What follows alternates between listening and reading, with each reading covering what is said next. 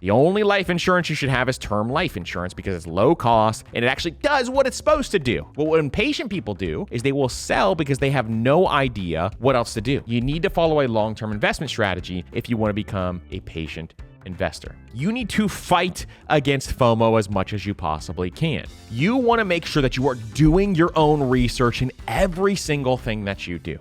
Now, today we're going to be diving into the 4 most dangerous financial traits that are out there. And I read this fantastic blog post out there by Morgan Housel, who was talking through some dangerous financial traits. And these are the ones that really stand out that I think are absolutely incredible for most of us to watch out for. And they are traits that we need to make sure that we avoid at all costs, because you can lose a lot of money if you actually have these financial traits and you act on these financial traits. See, one of the things I want people to understand is to be successful with money, a lot of times you need to learn from other people's mistakes. They do not have to be your mistakes, but you can learn from others' mistakes. And Warren Buffett talks about this all the time, where he has seen so many bankers and so many hedge fund managers and so many folks in finance make a tremendous amount of mistakes by taking on too much risk or thinking they know it all. And what happens is they get themselves into a really bad financial situation. And so today, this episode is going to teach you basically how to keep yourself out of bad financial situations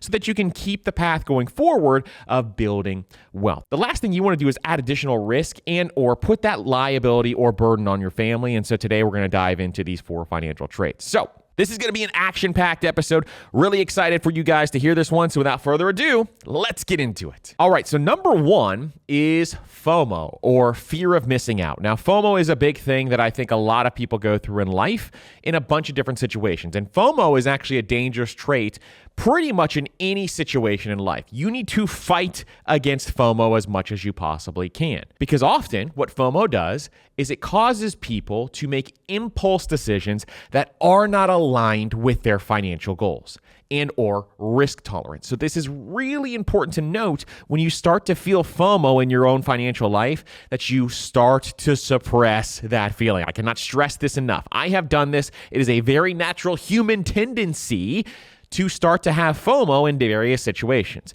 Here's a great example. And we'll start off with this example before we dive into why FOMO can jeopardize your finances. Right now, at the time I'm recording this, Bitcoin is teetering, and it probably is there by now, at $100,000. The price of one Bitcoin is $100,000. Just a couple of years ago, you could buy Bitcoin for $20,000. And at one point in time, it was even less than that. This is something where a lot of people now, since it hit 100,000, it hit this big milestone, since it hit 100. So this is something where now, since it hit 100,000, a lot of people are going to be like, oh, I need to get in there. They feel FOMO, and they're going to make impulse decisions to start to drive the price up of Bitcoin. Now, why did Bitcoin rise to 100,000? There's a bunch of different reasons, but one of them is because the president-elect Trump has stated that he is pro-cryptocurrency. So a lot of people have stated they're going to back this up. Secondly, is institutions have started to back Bitcoin, meaning BlackRock and some of the big hedge funds are now all backing cryptocurrency. And so because of this, the price is rising and a lot of institutions are buying up a lot of Bitcoin. And it is something that for most people, and it is something that a lot of people are going to feel FOMO about. But here's the situation, is that what FOMO does is, number 1, it causes you to chase trends without due diligence. The number 1 thing you do not want to do is invest your hard-earned dollars into something that you have not done due diligence on. Meaning you need to figure out why you like some specific asset that you're going to invest in. You need to figure out what the financials are within that specific asset, which is one reason why I'm not a huge crypto fan, is because there's just no financial statements backing it or things like that. Now, could you have amazing returns? Absolutely, you could have amazing returns. But I need to know why I'm investing in it. And one of the reasons I don't invest a ton in it is because I don't know why I'm investing in it. Number 2 is FOMO causes you to ignore your personal financial goals. You set up goals in place. And when you have those goals in place, you want to make sure that you are following your plan. Well, FOMO can steer you away from your plan. And it is really, really important to suppress that urge. All of us have had that thought. Say, hey, I'm going to start day trading. I'm going to go start buying penny stocks. Here's a great example for me is I used to buy penny stocks. And finally, one day I got this newsletter that came in. I was 18 years old. And I invested all the money I had into a penny stock. And this is where I learned to invest real quick. And in one day, my entire net worth, which was like $1,000, my entire net worth just absolutely disappeared. I was still in high school. But that was because I was chasing after the money. I had some FOMO in place. FOMO also causes people to take on excessive risk. And that's the last thing I want for you is to take on excessive risk. It triggers your emotions. Now, emotions are the enemy in investing, and it causes emotional decision making because all of a sudden you're seeing, hey, this is rising really quickly. I need to get in right now. People who are prone to FOMO also are constantly switching their strategy. Their strategy is not the same. They're not sticking to their plans. They're not sticking to their goals. And this is a very dangerous place to be in when it comes to finance because you're jumping from what hot investment to the next hot investment instead of having one specific plan. What's my plan? I invest in low-cost index funds and ETFs and let it ride into the moon. I do it over and over and over again. I automate my investments into retirement accounts. And from those retirement accounts, I am planning on growing a tremendous amount of wealth. Once I fully fund those retirement accounts, I invest in a taxable brokerage. Now, in that taxable brokerage, I use those dollars for a number of different things, and that taxable brokerage will grow over time. If I see a business that I want to buy and I have excess dollars past this plan, then I will go out and buy a business. This is my financial plan. I have a very specific order of how I utilize my dollars. Nothing can change or waver from that plan because I set up the plan and it is going in one direction. I set up my money goals. I looked at my money goals. I said, okay, let's put a plan together that is going to help us accomplish these money goals. And every single month, I execute that plan. Now, I execute it with automation so that I don't have to rely on my willpower. Because once you have to start relying on your willpower when it comes to money, it is going to fail. This is why Money on Autopilot is being created right now. I'm going to teach you how to automate your money so you don't have to rely on your willpower. I don't want you relying on your willpower. Your willpower is brittle. It is futile. It is going to fail. You need to instead decide for yourself what your plan is. And Master Your Money Goals, our course that teaches you how to actually master your money goals, teaches you how to do this, how to put the plan together so that you can start to do step by step exactly what you want to do. Now, one thing about people with FOMO too is that they are never satisfied. And figuring out how much is enough or figuring out how to become satisfied with your money is a very important life skill. And it is a skill. It is not something that you can just, willy-nilly do really quickly. For most people, you got to figure out how much your enough number is, and FOMO can really get in the way of that. And then lastly is FOMO-driven decisions often result in losses or missed opportunities. And this means that you can lead to a cycle of regret and or self-doubt. And what happens a lot of time is then people say, oh, I got to catch up now. I've messed up in the past, but now I have more FOMO and I got to catch up because I missed out on some years. Maybe you bought too much Dogecoin. Maybe you got into day trading. Maybe you bought crypto and you bought into Bitcoin at 50,000, it dropped to 20, you sold it at 20 and then it went up to 100. Now you're really kicking yourself. There's all these different reasons why this could happen, but the psychology behind this is all the same. You have an emotional trigger that is saying, I missed out on something. I need to get in on this. And I don't want you to ever feel that way whatsoever. Now, a lot of people who have FOMO, they do things like this. They invest in hype stocks or cryptocurrencies without even understanding why they do it. They join get-rich-quick schemes. They try to jump in on the real estate rush without even understanding how to run the numbers or doing their homework. They skip emergency funds and just try to invest right away. They don't have a financial foundation yet, and they're just taking money and throwing it left and right. They sports bet. These are some of the things that can happen when you have FOMO, and you really need to make sure that you protect yourself against this. You owe it to yourself, you owe it to your future self, and you owe it to your family to make sure that you suppress FOMO. It is one of the most dangerous things that can come into your financial life, and if you have a tendency of doing this, you need to work on getting rid of that from your financial life. Here's where FOMO can be positive. FOMO can be positive in a lot of ways where you say to yourself, man, I missed out on my 20s on making sure that I actually invested my money. So you know what? I'm going to do something about it. And I'm going to turn this into a positive. And what I'm going to do with my FOMO is I'm going to build that financial base. What I'm going to do with my FOMO is I'm going to build that financial base. I'm going to follow the 1-3-6 method. I'm going to have 6 months of emergency funds saved up. I'm going to start investing and I'm going to put some of my automatic contributions towards my retirement accounts. Then what I'm going to do is I'm going to continue to build wealth and grow my income. This, my friends, is positive FOMO. And this is the FOMO that you can get behind. But any FOMO that leads you to stray from your financial plan and any FOMO that is going to make you do something on really quick impulses is not the FOMO you want to follow. And so if you can turn your FOMO into positive, it is one of the best things that you can possibly do. All right, number 2 is demanding certainty when none exists. So demanding certainty in finance is probably one of the most dangerous things that you can do because certainty does not exist anywhere in finance. And anyone who tells you that it does is a wolf in sheep's clothing. You do not listen to anybody who says they for certain know what is going to happen in the market, or they for certain know which direction this stock is going to go, or they for certain know what is going to happen in the future. There's a lot of crystal ball predictors out there, and I want you to avoid them at all cost. But demanding certainty in finance is also dangerous because it leads to decisions that limit growth potential. It can increase costs or create missed opportunities for a lot of people. So number one is doing something like paralysis by analysis. I did this early on in my real estate career, is I wanted to find the perfect rental property before I bought my first property. So guess what I did? I did a ton of research. I spent 3 years just learning how to invest in rental properties without ever buying my first rental. This is analysis by paralysis because I was trying to find the certain home run deal, which does not exist.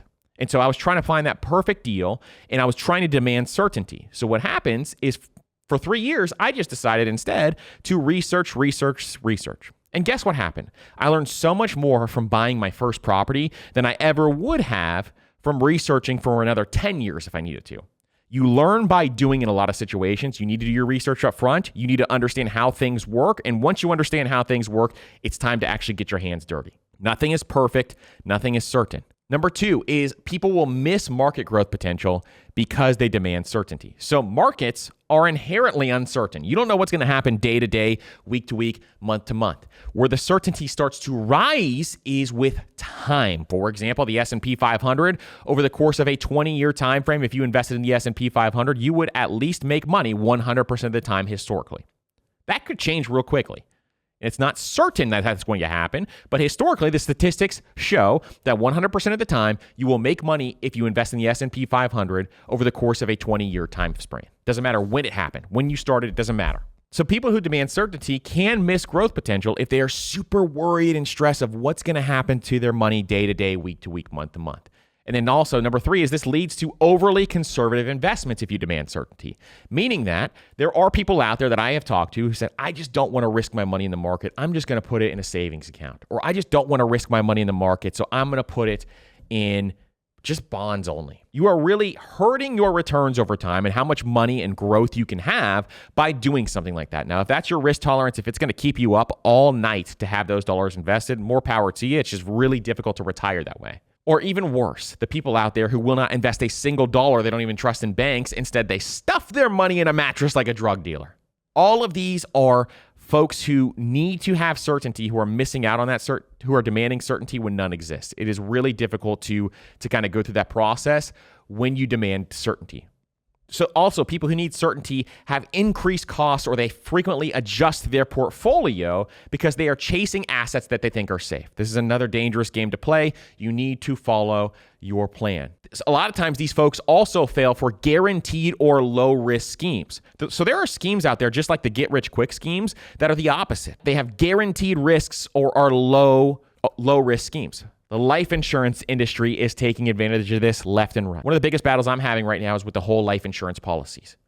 I cannot believe that they are still coming back with infinite banking and saying that this is a way to invest your money. It is not. The only life insurance you should have is term life insurance because it's low cost and it actually does what it's supposed to do.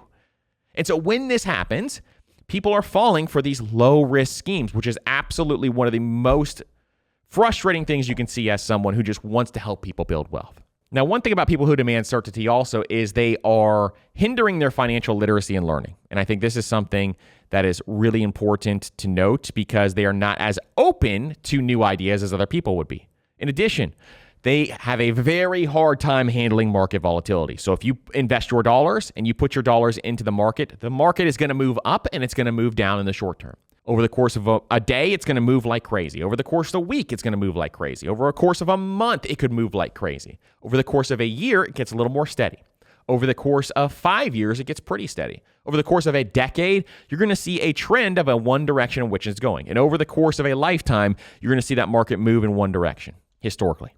So if you're someone out there who just cannot handle volatility, if you're listening to this podcast and you're like trying to figure out a way to get past this, what I want you to do is I talk about this all the time, but take out your phone and go to your stock market app and pull that stock market out to the longest time horizon you can. You might have to turn your phone sideways to see how far this thing can go. And go to the longest time horizon. In what direction does that market go over the long term? It goes up and to the right, which means that over the long term, your risk goes way, way down and your certainty actually goes way, way up historically. And so because of this, we can rest assured that at least we are making good decisions as long-term investors. Short-term investors are in uncertain, uncharted waters because the market can ebb and flow day to day, week to week, month to month. Warren Buffett said it best. In the short run, the stock market is a voting machine. But in the long run, the stock market is a weighing machine. And that is one of my favorite quotes because it shows us how we can really compound and build wealth over time. We need to make sure we have that financial education. We understand how this works. We can adapt to changing circumstances. And we figure out how to reduce our stress and anxiety around money because that's what a lot of people have is they have stress and anxiety around money. So what can happen with this? It can cause paralysis by analysis. It can cause you to have overly conservative investments. You can miss growth market potential. It increases costs from adjustments when you're jumping around left to right. You fall for guaranteed or low-risk schemes. You can underestimate the role of risk in returns. You hate volatility. You have difficulty adapting to change, and you have increased stress and anxiety because of this. So listen, if you feel these things, what I can say to you is, demanding certainty means that you don't have enough of a financial education yet. What I want you to do is continue to try to develop your financial education because the more you understand and the more you know, you can suppress these emotions. At first, when I first started investing, the market would move day to day, week to week, month to month, and I would get stressed out. I'd be like, what the heck is going on? But the more I read and the more I spent time on my financial education, all of that became so much easier because now I know this is how this thing rolls, my friend. This is how it goes. And so when the market is ebbing and flowing, when the market is going up and down, when there is high volatility, I am probably the coolest cucumber you will ever see. And the reason for that is because of my financial education. I understand how this works now. And so I want the same for you. So continuing to listen to podcasts, continuing to read books, continuing to take courses, continuing your education in finance is going to help you tremendously when all of this stuff happens. So demanding certainty is number 2. Let's jump into number 3 after this break. Number 3 is impatience. Now, I have been talking about how you need to be a patient investor for a very long time on this podcast. Since probably the very first episode, I have been saying to you, patience is one of the most important things you need to build wealth. It is the number one attribute you need to build wealth. Most people want to get rich quickly. That is not a strategy. But the way to build wealth is to take money and invest it. And over time, that money is going to compound into large amounts of money. It doesn't even matter if you have small amounts of money that you are investing. You can take small amounts of money over time, compound it, and it will grow to very large amounts of money. And impatience is very dangerous. Like FOMO, impatience is something that can be even more dangerous to your financial situation. Let's see why. Number 1 is that you have an increased likelihood of investing in high-risk investments because you want that result very quickly. High-risk investments are going to try to promise that you will get that result very quickly. And so if you are impatient, you probably are going to trade into things like day trading or cryptocurrencies or very high-risk investments. Number 2 is you're going to have frequent buying and selling and high turnover. High turnover is not the way to build wealth long-term. High turnover, if you are buying and selling and day trading in and out, that is not the way to build wealth long-term.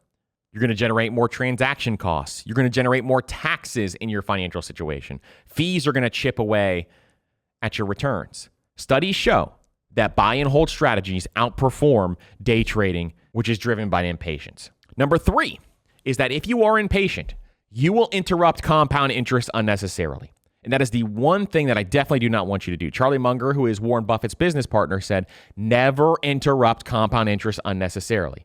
Meaning that you're going to invest money in your 401k and you're going to pull it out because you're impatient and you want to take advantage of some business opportunity. Compound interest rewards patient people, and cashing out early sacrifices that potential growth. Do not cash out early. Now, impatient people also want instant gratification. So a lot of them will have debt because they want that instant gratification. They want to buy the thing before they have the cash. Or they want to take the vacation before they have the cash on hand. Or they want to take their kids to Disney World before they have the cash on hand. Or they want to buy the Christmas presents before they save the cash.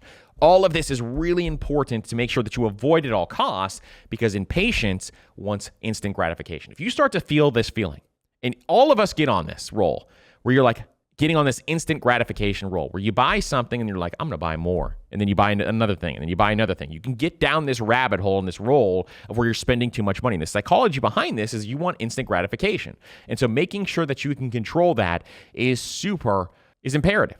Also, people who get emotional, and this is the worst one, is they panic sell during market volatility.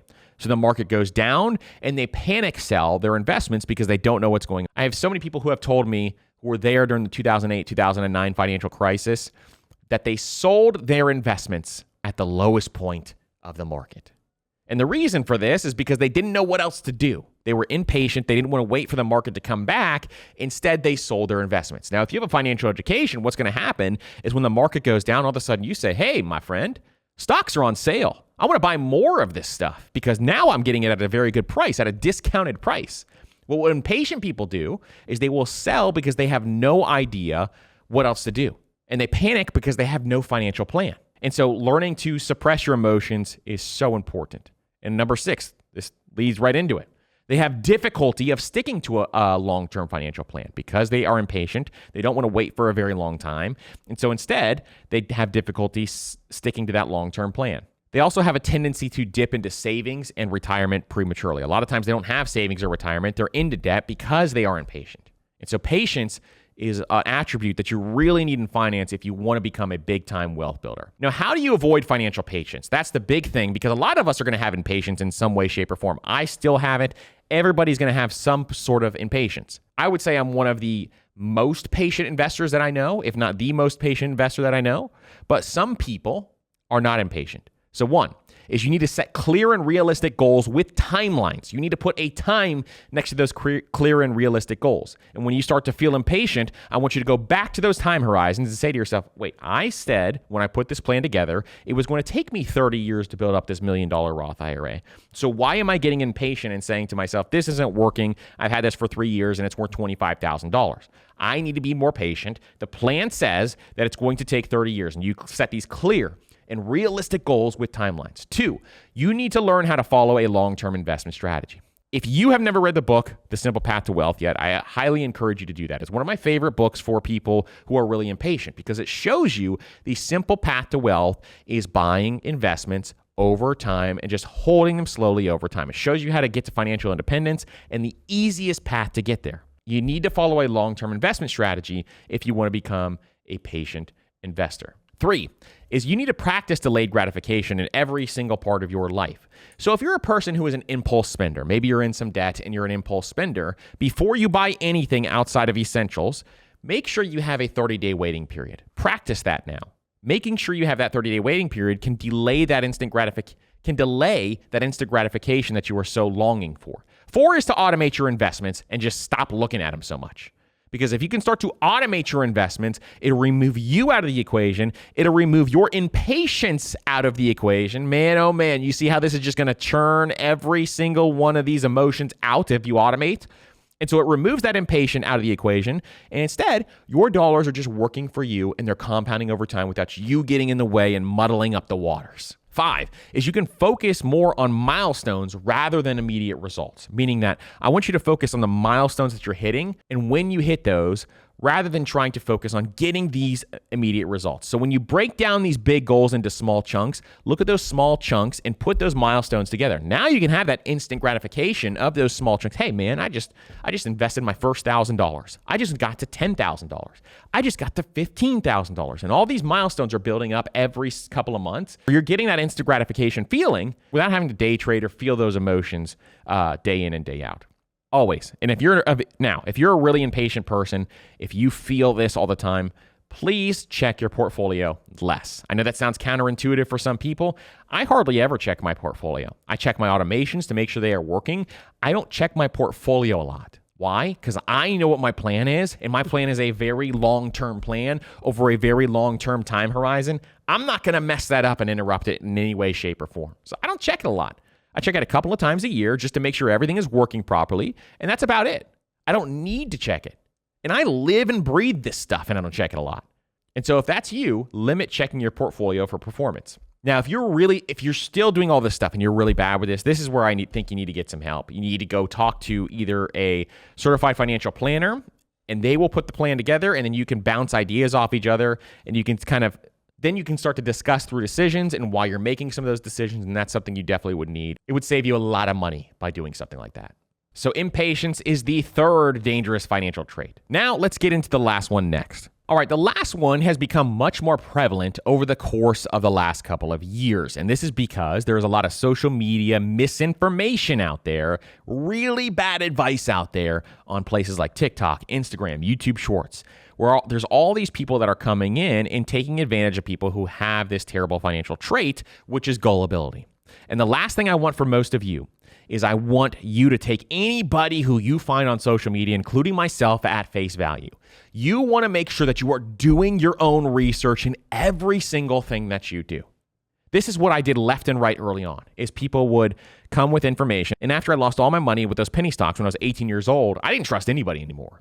And so what I did is I would read books, and then I would do research on the information, come back and look at it at a bunch of different angles and say to myself, how do I feel about this? And really, what does the data show and what does the research show in terms of what returns are for specific investments? So what I did was, for example, when I lost all the money in penny stocks, I said, what am I going to do next? So I started to look into Warren Buffett, and I started to read everything I could about Warren Buffett. And I noticed, okay, Warren Buffett is a value investor. He invests in value stocks. Can I do this? So I started to dig deeper and started to find out things about value stock investing, started to test it out a little bit and see if I liked it. I realized I don't want to read financial reports all day long, and so this is not for me. So then I looked at dividend investing, and I said, hey, do I want to be a dividend growth investor? And I read The Single Best Investment, which is by far the best dividend growth book, and I went through all the processes, and I looked at it, and I said, hey, this isn't exactly what I want. Then I found index investing. And index investing is the way that I went, and obviously it is the easiest path to wealth, but it also has the highest returns for wealth for the average investor. And so this is something where I loved the combination of that. I looked back at the data. I looked at the S&P 500. You can literally go look at the data. You can literally go into the S&P 500 and see what are the returns over time. That's all you're investing in is the index. And so you can see this very clearly.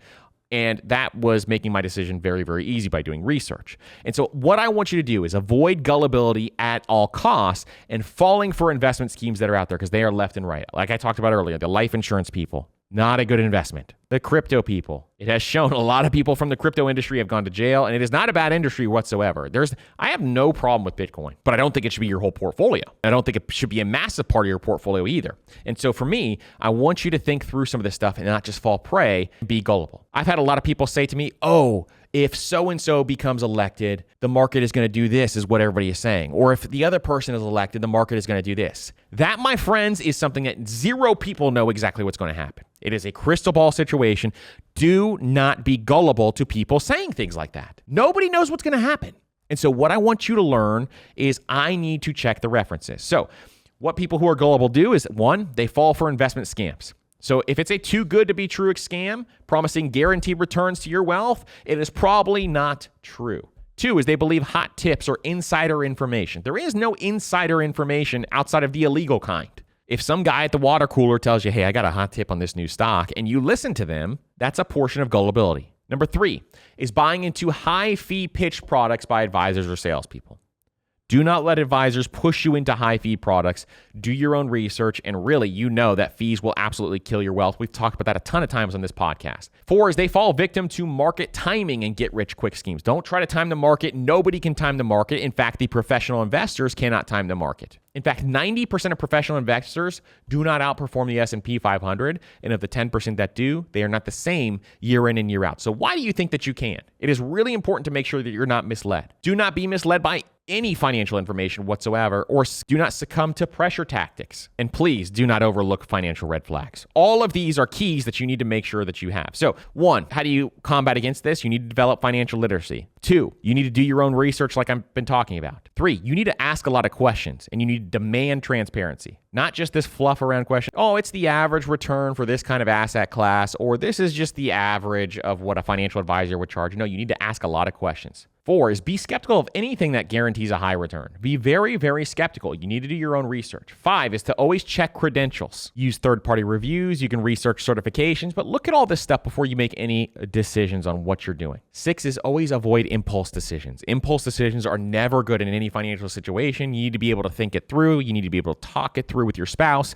You need to be able to take a little bit of time before you make a decision. And one of the best things that you can do is 7, seek unbiased financial advice, meaning seek counsel from somebody. See, if you know somebody who is wise with their money, seek counsel from them. Not wise with their money that it just shows like they drive a G-Wagon around and you think they're rich. I'm talking about a real person who knows what they're talking about. Develop a BS meter, meaning learn to identify common scams and tactics. Have that BS meter going and that red flag meter going so you know what's going on when you watch TikTok and someone says investing in whole life insurance is the single best investment you can have. Look into it further. And then regularly review and reflect on your financial decisions. Why did you do that? In Master Your Money Goals, in our course, we teach you how to do that, how to reflect on your financial decisions and why you did some of this stuff.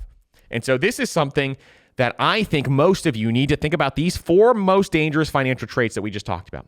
And you need to protect yourself against these. Now, the reason why we did this episode is I want you to identify and see that these can happen in your life. These can happen to anybody, including me. These 4 things can happen in your life, and you need to identify those before they get bigger and worsen your financial life. That's the last thing we want, is for you to have these emotions take over. So really, to combat this is to control your emotions, learn to control your emotions. And how do you do that? By continuing your financial education. That is why it is so important to have this financial education and continue it over time so that you know what is going on in the world and you know how to handle specific situations as they come up. Listen, thank you guys so much for listening to this episode. Cannot thank you guys enough for being here. I hope you got value out of this episode.